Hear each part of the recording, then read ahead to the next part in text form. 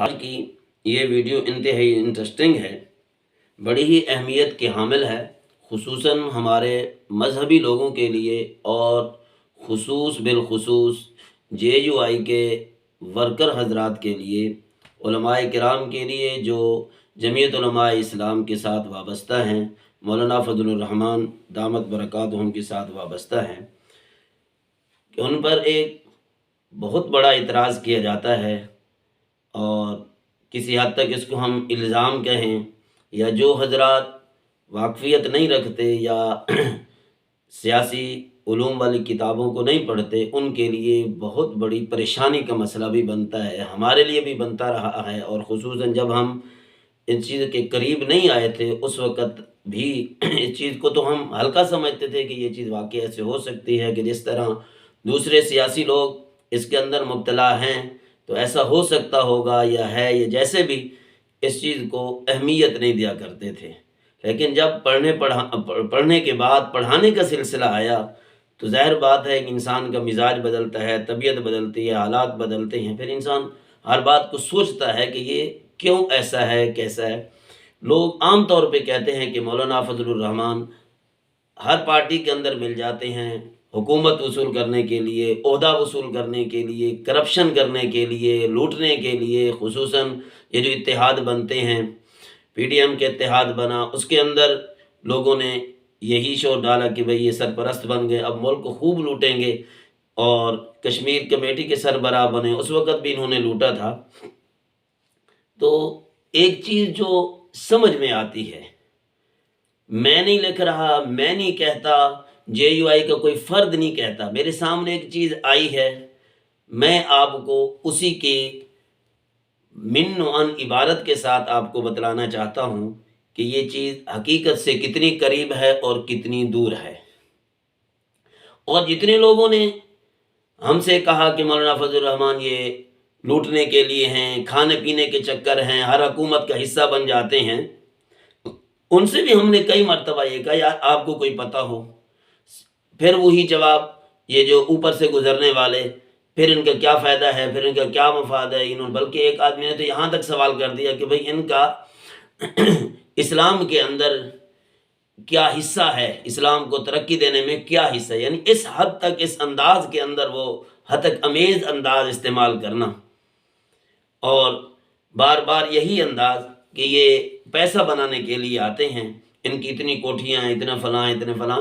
تو بہرحال وہ اپنی جگہ پر ان کی تنخواہیں بھی ہوتی ہیں، لاکھوں کے حساب سے ان لوگوں کی، MNAs کی، وزیروں کی، وزراء کی، مشیروں کی یہ تنخواہیں بھی ہوتی ہیں، آخر اس سے ایک مکان بن تو سکتا ہے۔ بہرحال وہ حقیقی باریکیوں کا جواب تو انہی کے ساتھ تعلق رکھتا ہے، لیکن جہاں تک جو بات میرے تک پہنچی ہے، کسی کا بندہ اس حد تک جواب دینے کے قابل بھی ہے اور دے بھی سکتا ہے جب اس کے بعد ثبوت ہو۔ اب دیکھیں، یہ آپ کے سامنے ایک کتاب ہے، اس کو آپ دیکھ سکتے ہوں گے، اس کا نام ہے تحریک بحالی جمہوریت، MRD، سیاسی تاریخ کا سب سے بڑا اتحاد۔ اس کو لکھنے والا عدلیہ کا ایک جج ہے۔ اب آپ کو پتہ ہے کہ عدلیہ کے جج مولانا فضل الرحمان صاحب کی کتنی حمایت کرتے ہیں اور کتنی نفی کرتے ہیں۔ ان کی اپنی حکومت، جب MMA کی حکومت تھی صوبہ سرحد کے اندر، خیبر پختونخوا کے اندر، انہوں نے ایک حسبہ بل پیش کیا تھا، اس کو بار بار ریجیکٹ کرتے کرتے آخرکار ختم کر دیا گیا تھا۔ ان کی یہ حیثیت، اتنی بات مانی جاتی ہے عدلیہ کے اندر۔ اس کا آخری صفحہ آپ یہ دیکھ سکتے ہیں، یہ آپ کو امید ہے بالکل صاف نظر آ رہا ہوگا۔ لکھنے والے ہیں جسٹس ریٹائر سید افضل حیدر۔ اب یہ واقعہ نقل کرتے ہیں ایک جرنل کا، جنرل نصرت کا، وہ حاضر سروس تھے اس وقت، اور یہ اس وقت کیا تھے، یہ خود لکھتے ہیں 2007 اور 2008 میں۔ اب یہ صفحہ بھی آپ دیکھ لیں، امید ہے کہ آپ کو بالکل صاف نظر آ رہا ہوگا، بعد میں آپ اس کو تفصیل سے پڑھ بھی سکتے ہیں۔ یہ صفحہ نمبر 76 ہے اور 77 ہے۔ کوئی ملی جلی رد و بدل والی بات بالکل نہیں ہے۔ یہ اس کتاب کا صفحہ میرے پاس آیا تھا واٹس ایپ گروپ کے اندر، پھر میں نے یہی کتاب پیسے بھر کر لاہور سے منگوائی تھی اپنے ایک شاگرد کے ذریعے کہ کتنا سچ ہے اس کے اندر، کتنا جھوٹ ہے۔ تو اس وقت سے میرے ذہن کے اندر ایک بات تھی اور یہ کتاب میں نے منگوائی تھی تقریباً 2020 کے اندر۔ پھر میں سوچتا رہا کہ شاید کسی طریقے سے جھوٹ نہ ہو۔ اب یہ بندہ مولانا کے حق میں کتنا ہے؟ آپ کہہ دیں گے شاید یہ بندہ ان کے حق میں، یہ یہاں سے ایک واقعہ نقل کر رہے ہیں محترمہ بے نظیر بھٹو کا، کہ ان کی ایک میٹنگ تھی اور یہ سید افضل حیدر جو جج ہیں وہ بھی کہتے ہیں کہ میں بھی اس میٹنگ میں تھا۔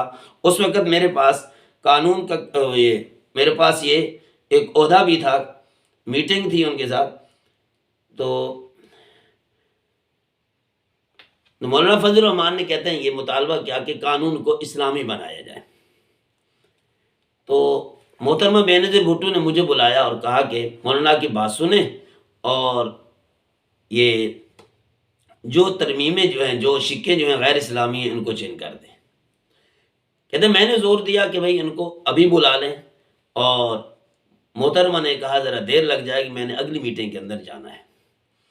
اب اس کو میں خلاصہ کرتا ہوں، خود آپ مزید پڑھ لیں گے کہ یہ زور دیتے رہے کہ ابھی بات ہو جاتی ہے، کیونکہ ان کے ذہن کے اندر وہ بات ہے جو آگے میں ذکر کروں گا، لیکن وہ ٹالتی رہیں۔ آخر یہ ہو گیا کہ مجھے 2 منٹ دے دیں، بات یہیں حل ہو جاتی ہے۔ انہیں کہا مولانا آپ وہ ترمیمیں، وہ سکے لکھ کر دے دیں، ہم ان کو چینج کر دیتے ہیں جو غیر اسلامی ہیں، بات یہیں حل ہو جاتی ہے۔ کہتے ہیں لکھتے ہیں کہ انہوں نے اپنے ایک عالم صاحب مولانا محمد خان شیرانی صاحب کو کہا کہ بھائی یہ آپ لسٹ مجھے دے دیں، فہرست مجھے بنا کے دے دیں کہ جو غیر اسلامی سکے ہیں قانون کے اندر وہ ہم چینج کر دیتے ہیں۔ تو کہتے ہیں ان کے ذمہ لگ گیا۔ انہوں نے کہا اچھا جی۔ وہ آگے لفظ لکھتے ہیں کہ وہاں سے اٹھ کر میں نے ہوٹل میں جا کر میں نے اور ملک صاحب نے پرتکلف کھانا کھایا، لیکن مولانا کی طرف سے احکام اسلام کی فہرست موصول نہ ہونی تھی، نہ ہوئی۔ اگلا لفظ ہے میں نے کئی بار اس سوال پہ غور کیا کہ کیا ہماری سیاسی مذہبی جماعتیں احکام اسلام کے نفاذ میں سنجیدہ بھی ہیں؟ وہ کہتے ہیں میں اتنا ان کے بارے میں شک رکھتا ہوں کہ یہ شاید اسلام کے نعرے کے اندر سنجیدہ ہیں ہی نہیں۔ اس کے بعد پھر ایک واقعہ نقل کرتے ہیں مولانا کا کہ 2007 اور 2008 کے اندر میاں محمد سومرو جو اس وقت کے عبوری وزیر اعظم تھے اور میرے پاس اس وقت قانون اور پارلیمانی امور کا قلمدان تھا، کہتے ہیں اس وقت مجھے میجر جنرل نصرت سے ملنے کا اتفاق تھا جو ISI کے ایک شعبہ کے سربراہ تھے۔ کہتے ہیں بڑے بہتر ایک افسر تھے، نہایت خلیق وزدار اور اپنے کام کے ماہر افیسر تھے۔ کہتے ایک بار سیاست دانوں کی کارروائیوں اور ان کی خفیہ حرکات کا تذکرہ ہوا تو جنرل نصرت نے کہا وہ کون سی جماعتیں ہیں جنہوں نے ان کے دفتر سے رابطے نہیں کیے اور مدد نہیں مانگی؟ کہتے ہیں جنرل نصرت نے مجھے بتایا کہ کرنسی بھرے نوٹ ان تک پہنچتے رہے، لیکن مولانا فضل الرحمان نے کبھی بھی ان سے رقم نہیں لی۔ یہ لفظ ہے، مولانا فضل الرحمان نے کبھی بھی ان سے رقم نہیں لی۔ اس سے اگلی بات کہ جس میں وہ کہتے ہیں کہ میں خفیہ طور پر ان کے کمرے کے اندر ایک بریف کیس پیسوں کا بھرا ہوا اسلام آباد فرنٹیئر ہاؤس کے اندر رکھ کے آیا تھا، وہ انہوں نے کیسے مجھے واپس کیا۔ آپ ذرا ان الفاظ کو سنیں اور اپنی زبانوں پہ ذرا دیکھیں کہ ہم کن الفاظ سے تبصرہ کرتے ہیں، کتنا منفی تبصرہ کرتے ہیں، اور مولانا کس انداز کے ہیں، اور دونوں ان کے مخالف، ایک جنرل کہہ رہا ہے اور ایک جسٹس کہہ رہا ہے، عدلیہ بھی اور فوج بھی ان کے بارے میں یہ، اور ایک ایسا آدمی جو اپنی سیٹ پر ہے اور ISI کے ایک شعبے کا سربراہ ہے۔ ان کے مطابق ایک بار نوٹوں کا بھرا ہوا بریف کیس لے کر مولانا فضل الرحمان کو دینے کے لیے اسلام آباد فرنٹیئر ہاؤس گئے، ٹیلی فون پر وقت طے کر لیا۔ جو ہی وہ کمرے میں داخل ہو تو صوبہ پختونخوا کے جو وزیر اعلیٰ دورانی بھی ان کے ساتھ موجود تھے، جنرل نصرت کے بغور بریف کیس چھوڑ کر واپس چلے آئے۔ اگلے روز مولانا کا انہیں فون آیا کہ 2 منٹ کے لیے آ کر مل جائے، یعنی کہ وہ خفیہ طور پر رکھ کے آ گئے تھے۔ دوسرے دن فون آیا کہ میرے پاس آ جائیں۔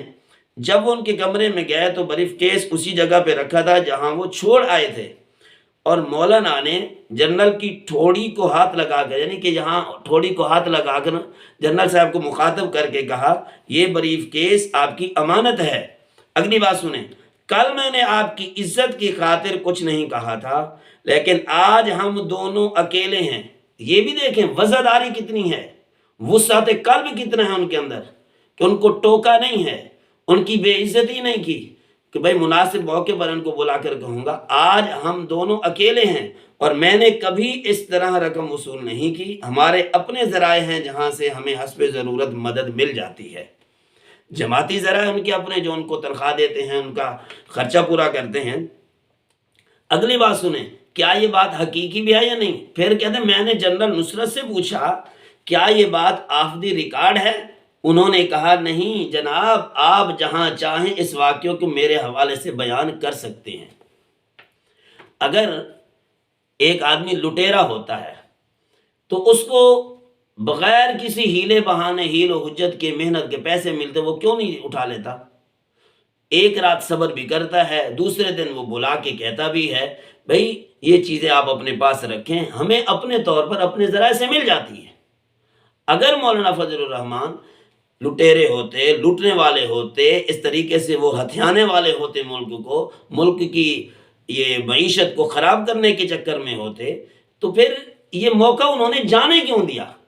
اور بریف کیس کے اندر کتنی بڑی رقم آ سکتی ہے، ذرا آپ اس چیز کو سمجھیں، حقیقت کی نظر سے دیکھیں۔ مخالفت اپنی جگہ پر، کوئی بھی دوست ہوں گے، کوئی کسی پارٹی سے تعلق رکھتے ہوں گے، کوئی کسی پارٹی سے تعلق رکھتے ہوں گے، وہ مخالفت مذہبی اپنی جگہ پر، سیاسی اپنی جگہ پر، مسلکی اپنی جگہ پر، لیکن کسی کی کوئی ایک نیکی ہے تو اس کو ہم مخالفت برائے مخالفت کے اندر آ کر ختم نہیں کر سکتے۔